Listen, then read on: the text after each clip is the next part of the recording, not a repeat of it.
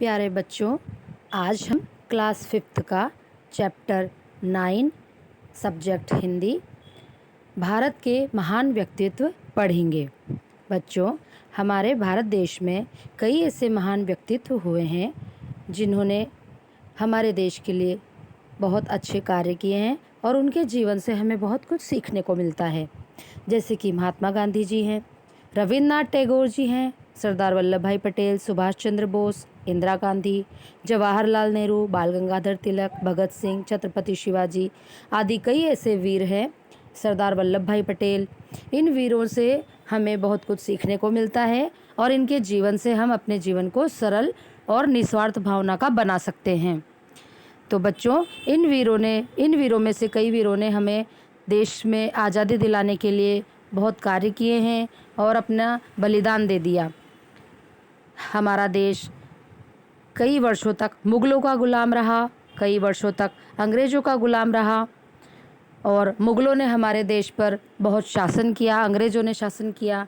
तो मुग़लों से भी हमें मुक्त करवाया, अंग्रेज़ों से भी हमें मुक्त कराया। ऐसे कुछ वीर के बारे में आज हम इस चैप्टर में पढ़ेंगे। तो भारत के महान व्यक्तित्व अध्याय में हम छत्रपति शिवाजी, नेताजी सुभाष चंद्र बोस तथा लौह पुरुष वल्लभ भाई पटेल के बारे में पढ़ेंगे।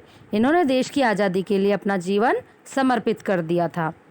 तो पहले हैं इसमें छत्रपति शिवाजी। तो बच्चों, छत्रपति शिवाजी ने अपनी छोटी ही उम्र में बहुत ही वीरतापूर्ण, साहसपूर्ण कार्य किए हैं। वो आज हम इस चैप्टर में पढ़ेंगे। वीर शिवाजी का जन्म 19 फरवरी 1630 को पुणे के पास शिवनेरी दुर्ग में शाहजी भोंसले और जीजाबाई के पुत्र के रूप में हुआ। इनके जीवन पर माता जीजाबाई, दादा कोंडदेव एवं गुरु रामदास की शिक्षाओं का विशेष प्रभाव पड़ा। इनकी शिक्षाओं से शिवाजी में स्वतंत्रता, स्वाभिमान, वीरता, साहस और बलिदान की भावनाएं जागी। वे एक कुशल योद्धा और कूटनीतिज्ञ बने। तो बच्चों, यहाँ पर हमने पढ़ा कि शिवनेरी दुर्ग में, पुणे के पास एक शिवनेरी दुर्ग है, वहाँ पर 19 फरवरी 1630 को शिवाजी का जन्म हुआ और इनके पिताजी का नाम शाहजी भोंसले और माता का नाम जीजाबाई था। इन्होंने अपने माता जीजाबाई से और दादा कोंडदेव से और गुरु रामदास जी से बहुत शिक्षाएं प्राप्त की और इन्होंने क्या क्या सीखा? स्वतंत्रता, स्वाभिमान की भावना, वीरता, साहस, बलिदान की भावनाएं, ये सब इन्होंने अपने दादा से और माता जीजाबाई से सीखी।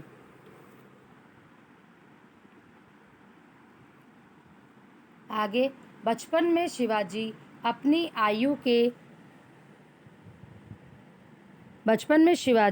अपनी आयु के बालकों को इकट्ठा कर उनके नेता बनकर युद्ध करने और किले के खेल खेला करते थे।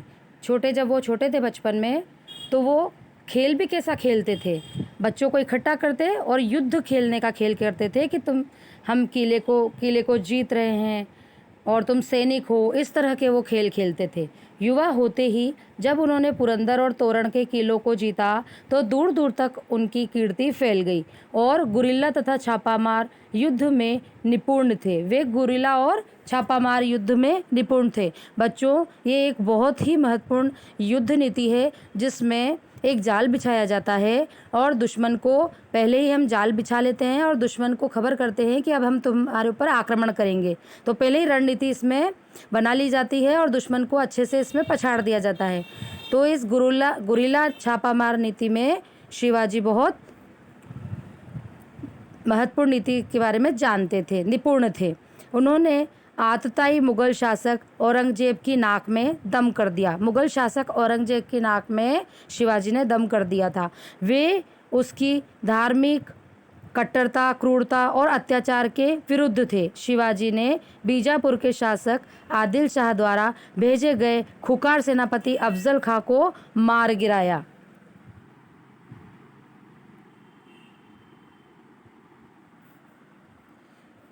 मुगल बादशाह औरंगजेब का सूबेदार शाइस्ता खां भी शिवाजी के आक्रमण से घबराकर भाग गया।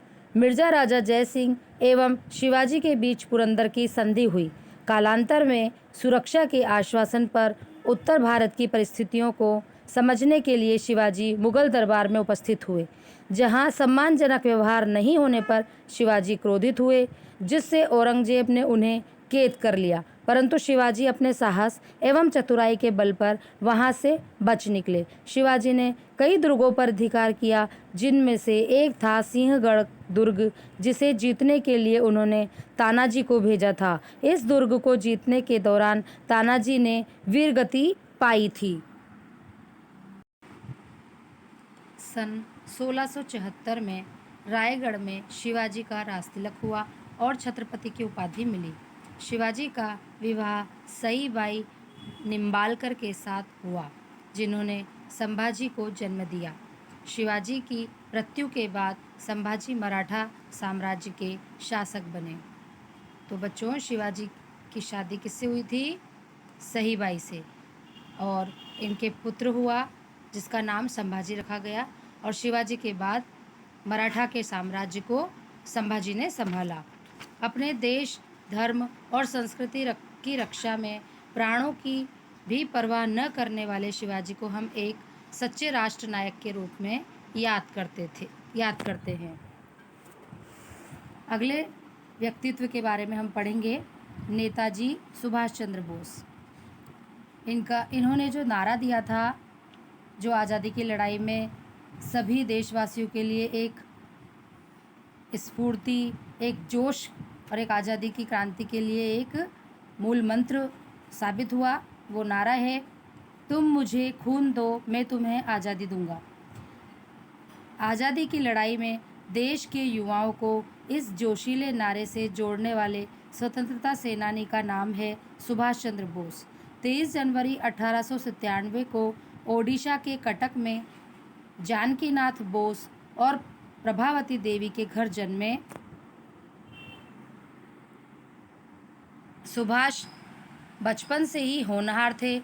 रामकृष्ण परमहंस और स्वामी विवेकानंद से प्रेरित सुभाष ने अंग्रेज सरकार की प्रतिष्ठित सिविल सेवा को ठुकराकर देश सेवा का प्रण लिया। इन्होंने अंग्रेज़ों की, जो ब्रिटिश गवर्नमेंट ने जो उनको नौकरी दी, उसको उन्होंने ठुकराया और देश सेवा को अपनाया। सुभाष सन 1938 में भारतीय राष्ट्रीय कांग्रेस के अध्यक्ष बने। बाद में उन्होंने फॉरवर्ड ब्लॉक की स्थापना की।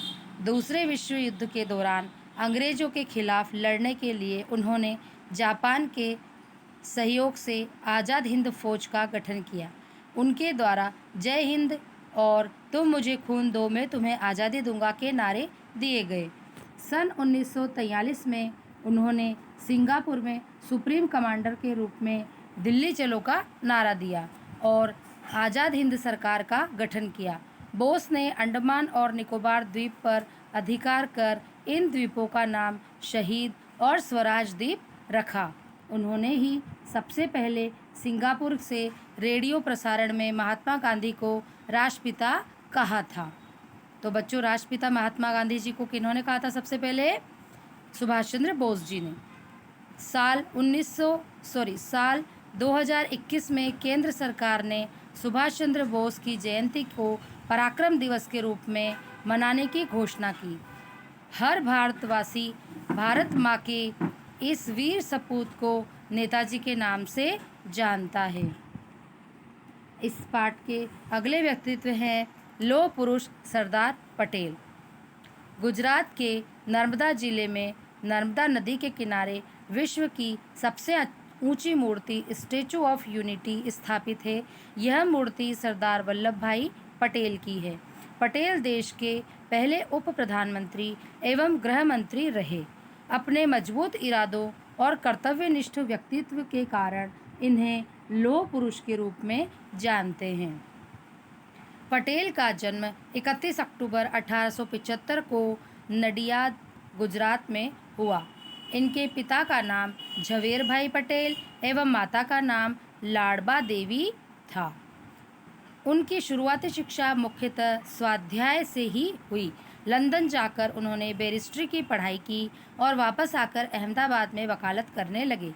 महात्मा गांधी के विचारों से प्रेरित होकर उन्होंने भारत के स्वतंत्रता आंदोलन में भाग लिया।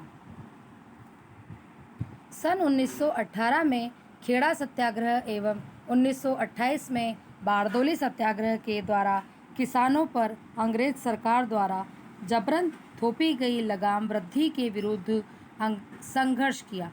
बारदोली आंदोलन में सफलता पर वहां की महिलाओं ने इन्हें सरदार कहकर सम्मान दिया। देश की आज़ादी के बाद अपनी सूझबूझ और कूटनीति से देशी रियासतों को एक कर अखंड भारत की नींव रखी। इनके जन्म दिवस 31 अक्टूबर को प्रतिवर्ष राष्ट्रीय एकता दिवस के रूप में मनाया जाता है। भारत सरकार ने सन 1991 में इन्हें मरणोपरांत भारत रत्न देकर सच्ची श्रद्धांजलि दी। तो बच्चों, इतने अच्छे महान व्यक्तित्व हमारे देश में हुए हैं जिनसे हम प्रेरणा लेकर हमारे भारत देश के लिए कई कार्य कर सकते हैं। अब इस पाठ के प्रश्नोत्तर हम अगली वीडियो में पढ़ेंगे।